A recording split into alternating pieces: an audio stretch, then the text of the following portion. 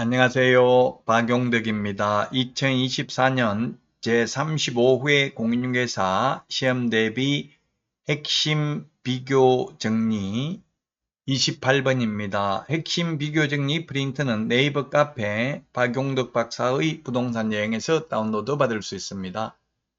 포상금 제도가 시험에 두 문제 출제된 적이 있습니다. 공인중개사법 한 문제, 부동산거래 신고 등에 관한 법률 한 문제, 두 문제 나온 적이 있죠. 사실 포상금 제도라는 게 미국 신문에 한국은 조직적으로 스파이를 양성하는 국가라고 나온 적이 있죠. 즉 포상금은 몰래 신고하고 돈 받는 게 포상금인데요. 어떻게 보면 바람직하지 않을 수 있는데 시험에는 출제되니까 암기를 해야 되겠습니다. 무부양, 광시, 공시 이렇게 암기를 했죠. 무등록 중개업자 신고하면 포상금 줍니다. 투기 조장하는 자 3년 이하의 징역이나 3천만 원 이하의 벌금이지만 포상금 지급 대상은 아닙니다. 자, 무등록 중개업자, 거짓, 부정한 방법으로 등록을 한 자, 자격증, 등록증 양도되어 자, 양수되어 받은 자 신고하면 포상금 지급합니다. 4번 개업 공인중개사가 아닌 자가 중개사물에 대한 표시 광고를 한 경우. 그 다음에 5번은 부동산거래 질서 교란행위 3개 위반이라고 되어 있는데 이 3개가 뭐냐면 시공시입니다. 시공시. 시공시다. 시공시. 시공시 3개가 부동산거래 질서 교란행위 위반 3개인데 시가 뭐냐면 개업 공개사 등이 거짓으로 계약이 성립된 것처럼 꾸미는 등 시세에 부당한 영향을 미치는 행위를 한 경우입니다. 그 다음에 공은 공동중개 제한입니다. 왕따시키는 것, 침묵 후에 회원들끼리만 정보를 공유하고 왕따시키는 경우 보상금 지급 대상입니다. 그 다음에 시는 누구든지 시세에 부당한 영향을 미치는 행위를 한 경우가 되겠습니다. 무부양, 광시, 공시 이렇게 암기하도록 하겠습니다. 공인중개사법상 포상금은 한 건당 50만 원입니다. 50만 원 이하가 아니라 50만 원이고요. 국고에서 50%까지 보조할 수 있죠. 국고에서 보조할 수 있습니다. 시도지사가 보조할 수 있다, 협회가 보조할 수 있다 하면 X입니다. 2인 이상이 공동으로 신고한 경우에는 균등하게 배분을 합니다.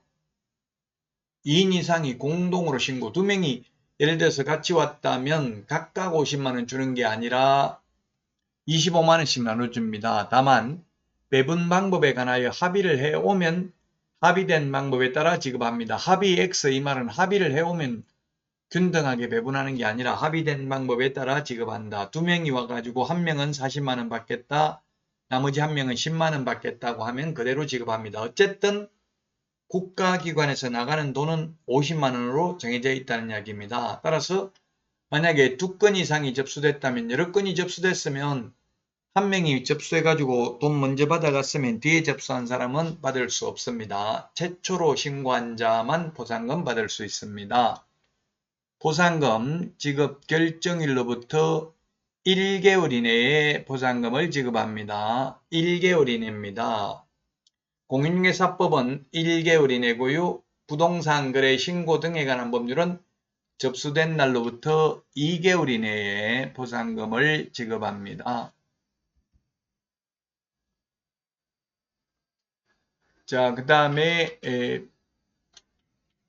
보상금제도 요거는 부동산 거래 신고 등에 관한 법률이네요.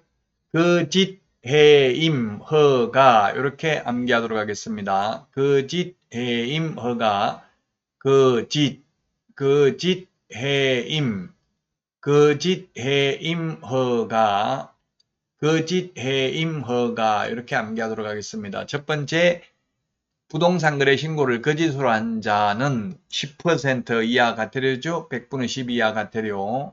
자, 그 다음에 두 번째 동그라미 2번 거래하지도 않았는데 거짓으로 부동산 거래 신고한 경우. 세 번째는 해제되지도 않았는데 거짓으로 해제 신고한 경우. 2번, 3번은 3천만 원 이하의 과태료입니다. 임대차 보증금, 차임 등을 거짓으로 신고한 경우에는 100만원 이하의 과태료죠. 주택임대차 신고 거짓으로 한 경우 포상금 지급 대상이고요. 자, 1번부터 4번까지는 과태료인데 과태료 금액의 20%가 보상금이고요. 1번의 경우 부동산 거래 거짓으로 신고한 경우 10% 이하 과태료인데 요건 한도액이 1000만원입니다. 나머지는 한도액까지 가지를 않죠. 1000만원이고요. 한도액이. 자, 5번에 허가받지 않거나 거짓 부정한 방법으로 허가받은 경우에는 2년 이하의 징역이나 개별 공시지가 100분의 30에 상당하는 금액 이하의 벌금에 처합니다.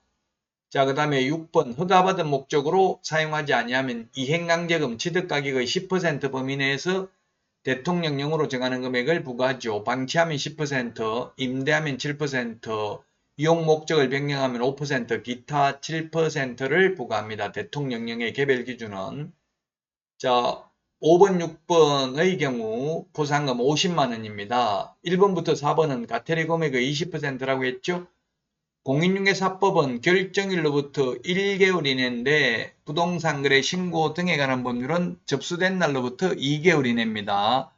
요건 부동산 거래 신고 등에 관한 법률 보상금입니다. 앞에 했던 것은 공인중개사법상 보상금이 되겠습니다. 이게 각각 시험에 나와서 두 문제 나올 수도 있습니다. 자, 문제입니다. 보상금을 지급받을 수 있는 신고 또는 고발 대상이 아닌 것입니다. 공인중개사법 무부양, 광시, 공시 이렇게 암기를 했죠. 답은 바로 5번이 보이네요. 무부양, 광시, 공시 아닌 것. 즉 5번은 의뢰인과 직접 거래 쌍방대리 하면은 요건 3년 이하의 징역이나 3천만원 이하의 벌금이죠. 투기조장도 마찬가지죠. 우리 암기 프린트 11번에 매무수거 관직상투 시공시 이 금지행위 중에서는 맨 마지막에 있는 시공시만 보상금 지급 대상입니다. 네, 등록하지 않고 중개업을 한 자, 무등록 중개업자 보상금 지급 대상이고요. 부정한 방법으로 등록한 자 보상금 지급 대상이고요. 자격증 등록증을 양도 대여하거나 양수 대여받은 자가 되겠고요.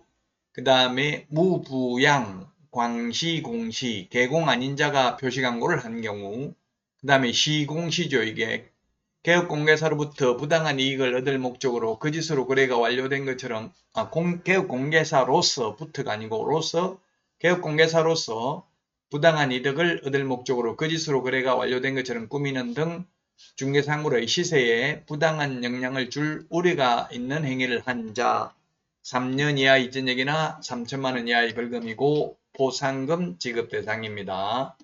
그런데 5번은 보상금 지급 대상이 아닙니다. 무부양, 광시, 공시 암기하셔야 되겠습니다. 이번 시간 여기까지 하고 다음 시간에 찾아뵙겠습니다. 다음 시간에 만나요. 안녕.